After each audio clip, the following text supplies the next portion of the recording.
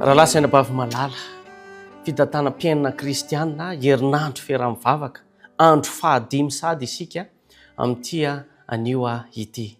Zava-dehibe tokoa no hianarantsika ny tenin'Andriamanitra ary ifandraisantsika n'Andriamanitra ao anatin'izao herinandro fiaraha-mivavaka izao, ary etona dia maniry sy mirary ao mahita fity amin'Andriamanitra ianao sy ny ankonanao mandritry nyity herinandro ny fitantanam-piainana kristianina ity. Andeontsika hiaraka hivavaka. Tompo Andriamanitra io, Andriamanitra lehibe ianao, tomponay ianao, tompon'izao rehetra izao ianao, meteza hamendra fo aminay ary hamela ny elokay tsy raray avy. Ankehitriny ao anatin'izao herinandro fiaraha-mivavaka ho an'ny fitantanam-piainana kristianina izao, Jehova mitenena aminay tsy raray avy, ka ny teninao dia hitondra anay ho amin'ny famonjena. Amin'ny anaran'i Jesosy Kristy. Amen. Raha lasiana-bavy malala, araka ny voalaza dia andro fahadimy sahady isika amin'ny teny ity izay manana lohateny lehibe hoe manaiky fa Andriamanitra no tompony fananantsika. Manaiky fa Andriamanitra no tompony fananantsika. Tsy mialo amin'ny tantarany Davida isika ao anatin'ity lohahevitra anankiray ity.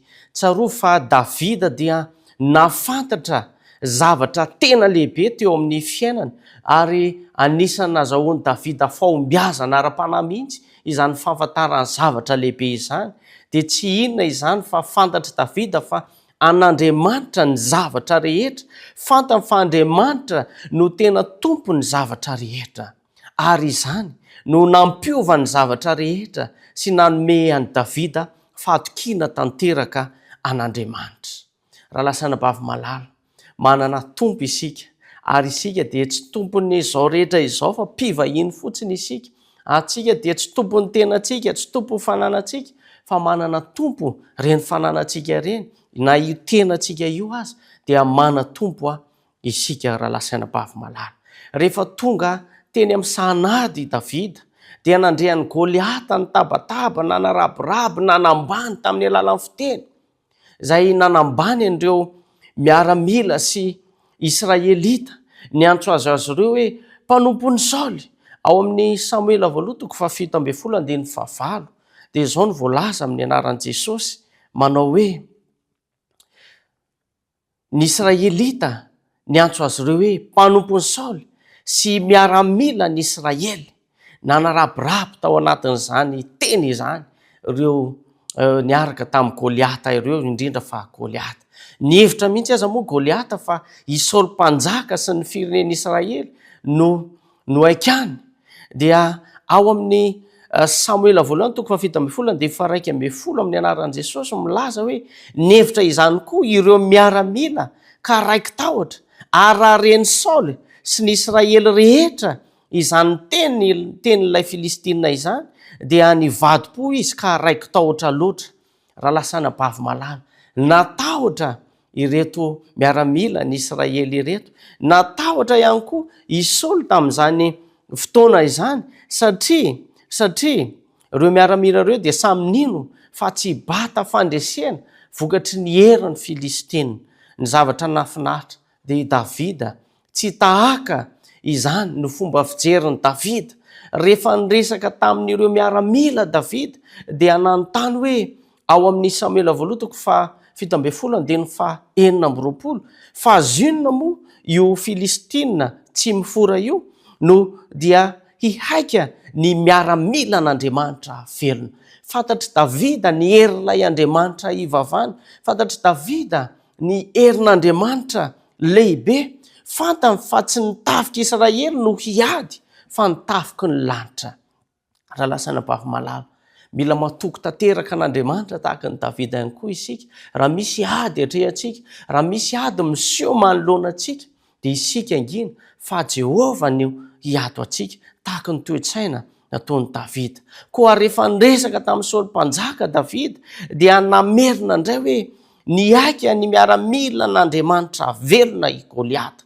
Tsy nilazain'i Davida zany dia hoe tsy isika nge no ho lazainy, eny mety isika ihany no rabirabiany Goliata sy ny Filistina, fa ilay miaramila n'Andriamanitra mihitsy no rabirabiany. Fa aoka atoky an'Andriamanitra izany no lazainy Davida tamin'ny Saoly sy ireo miaramila. No ny farany rehefa nifanehitra tamin'ny Goliata izy dia nilaza hoe ao amin'ny Samoela voalohany 7:5 ihany, mahafinaritra ny tantara aminaran'i Jesosy, izao kosa manantona anao amin'ny anaran'i Jehovah tompony maro, Andriamanitry ny miaramila ny Israely izay efa noekanao. Raha lasa anabafy malala, zava-dehibe loatra izany fatokiany Davida ny herin'Andriamanitra izany. Davida zay kely mitany Goliata, kely mitany ireo miaramila ny Filistina, ary naveriny hoe Andriamanitry ny miaramila ny Israely izay efa noekanao, izay no hiady aminao fa tsy izahay. Fantany fa Andriamanitra mihitsy no noekany Davida, noekany Goliata, satria an'Andriamanitra ny miaramila ny Israely dia izy no hiady ho an'ny olony. Zava-dehibe izany toetsaina izany. Raha lasa anabavy malala, ny zavatra nampianarin'ny Baiboly Davida, ny nono tamin'ny fony manontolo ny tenin'Andriamanitra, ny teny fikasan'Andriamanitra, ka nandeha tsy nanatahotra i Davida, ary tokony ho izay koa no ataontsika eo amin'ny fiainantsika.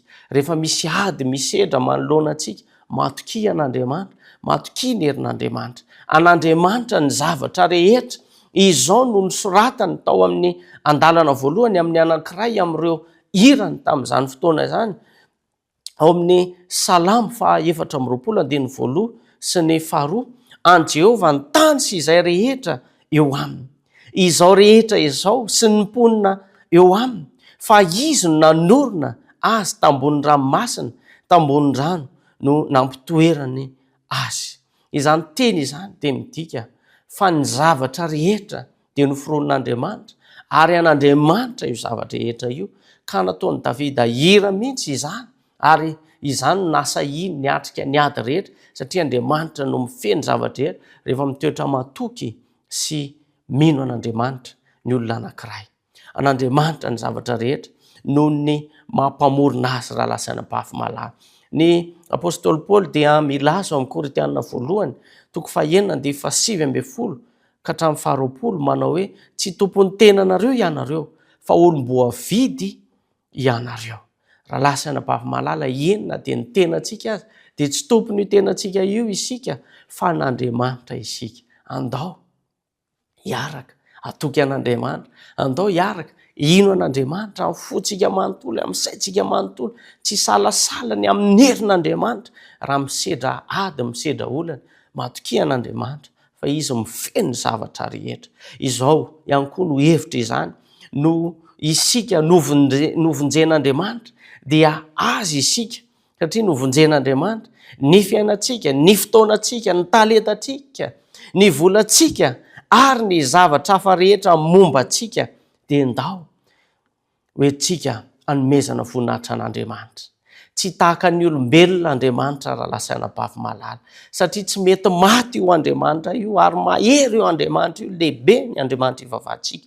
Izy ilay Andriamanitra velona izay mihay mandrakariva ny azy, mihay mandrakariva aisy anao, anisan'izany ianao zay manaraka ity fandaharana ity.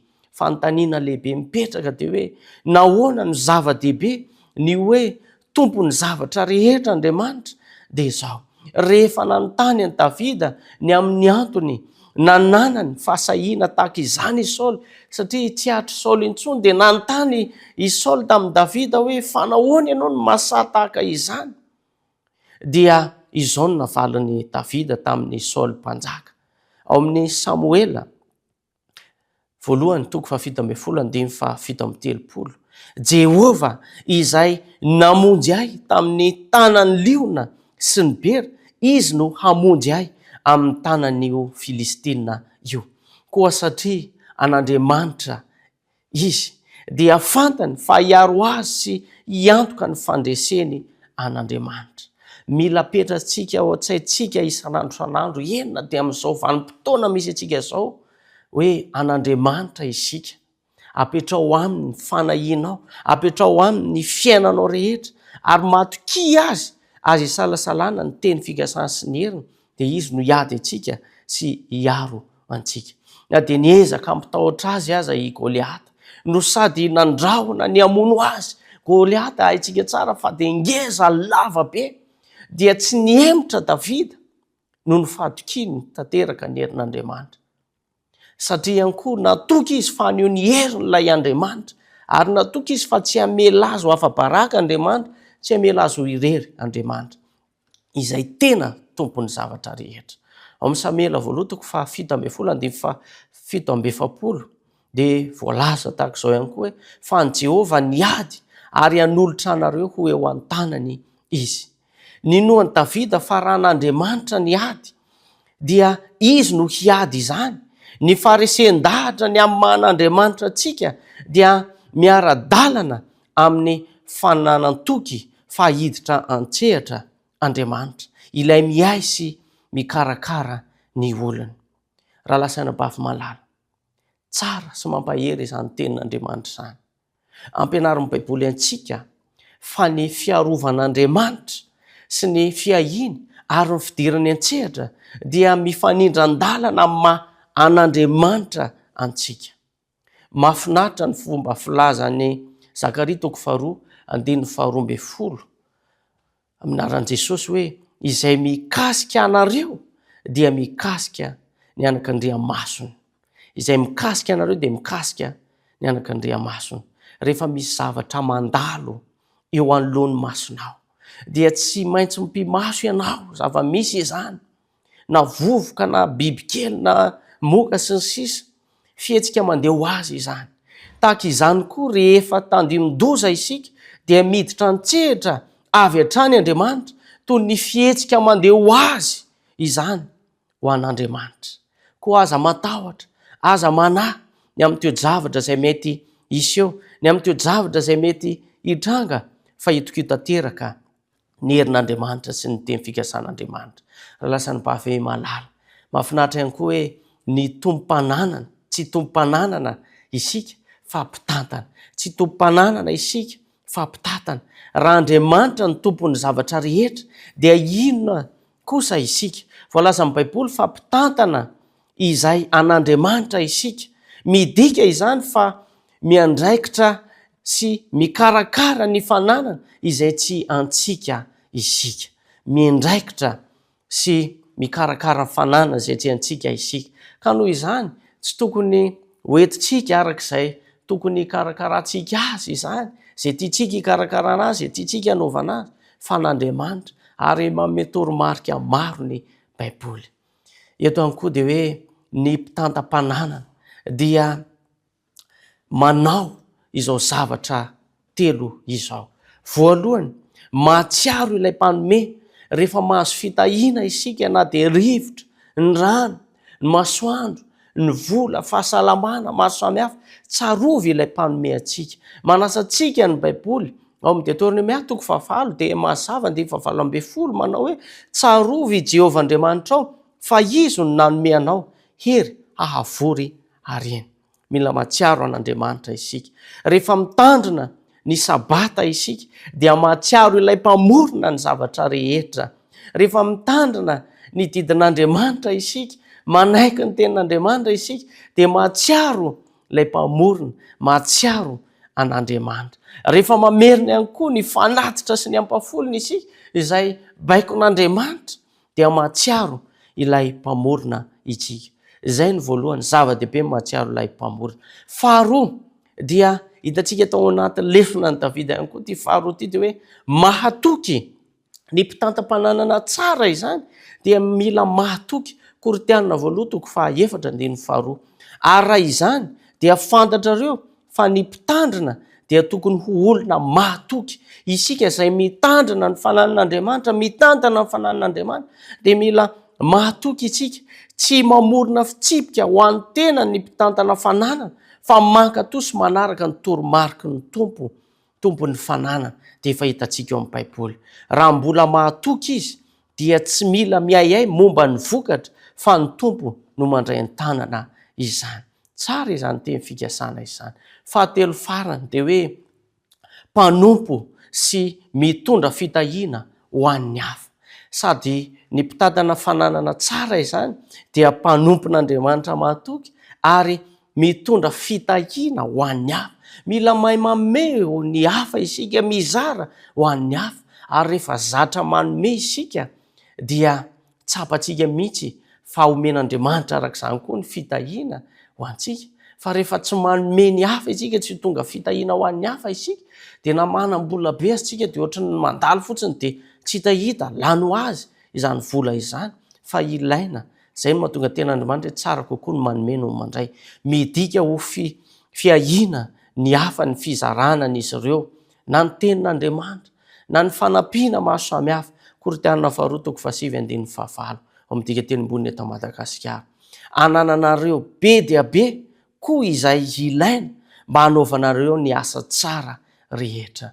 Men'Andriamanitra atsika reny fitahiana maro samihafa reny mba hanampitsika ny hafa ihany koa, satria ny madinika ny tenin'Andriamanitra dia eo amintsika mandrakariva. Mitady fomba hitondrana fitahiana ho an'ny hafa mandrakariva isika, izany koa ny tian'Andriamanitra. Raha lasary-bavibalala eto am-pamaranana dia zao: manjary feno tebotebo sy tahotra ary rarin-tsaina isika rehefa miaina sy mihevitra toy ny hoe antsika ny zavatra rehetra. Ataovy ao an-tsaina fa an'Andriamanitra ny zavatra rehetra. Andriamanitra mihitsy no mifeny zavatra rehetra. Matokia an'Andriamanitra amin'izay rehetra ataontsika. Matokia an'Andriamanitra amin'izay mety ho projet ho ataontsika. Koa aoka tokony herina isika, na misy olana maro samihafa misedra manoloana antsika, matokia an'Andriamanitra. Fa rehefa matoky sy mino an'Andriamanitra isika ary tsy misalasala ny teny fikasan'Andriamanitra, dia izy no hiady antsika ary ilolalana amin'ny zavatra rehetra ataontsika izy, ary tsisy zavatra anjohantsika izany. Ary farany ao anatin'ity famaranana ity, rehefa tsaroantsika kosa fa Andriamanitra ny tompony zavatra rehetra, dia feno fiadanana isika, ary izay ilay fahasoavana ao anatintsika, ary manana herim-po isika tahaka ny Davida. Tianao ve no tahaka izany? Matokia an'Andriamanitra ary aoka ho mpitata-pananana mahatoky anaraka ny planina sy drafitra omen'Andriamanitra. Mirary ianao ahita fitian'Andriamanitra, ary izany tenin'Andriamanitra izany any tsy verina ny aminy raha tsy mahavita ny asany amiko sy aminao. Iaraka hivavaka isika. Rainay izay any an-danitra, ray be fitiavana, be famindram-po, raha io mamindra-fo mamelany elo-kay tsiraray ahy. Misaotra anao noho ny teninao izay mampahery anay, mametoky anay ny amin'ny herinao. Andriamanitra, ianao tokoa dia Andriamanitra lehibe. Meteza hitantana ny fiainanay tsiraray avy, Andriamanitra. Ary ny teninao izay voarainay tamin'ity anio ity dia hiainanay tsiraray avy, ary ho mpitantam-pananana matoky izahay tsiraray avy manomboka izao ry mandritry ny androm-piainanay. Ho tonga fitahiana ho an'ny hafa, ary atonga anay tsiraray avokoa hibanjina anao izany teny izany. Ka ninona taonay, ninona teneninay, ninona aiza naiza lehanay, dia ho sitraponao izany hifanaraka ny planina izay napetraka ao. Dia mombanay tsiraray avy, ary mitahia ny tokantrano tsiraray avy ihany koa izay manaraka izao herinandro fiaraha-mivavaka izao. Amin'ny anaranao Jesosy Kristy no angatana izany vavaka izany. Amen.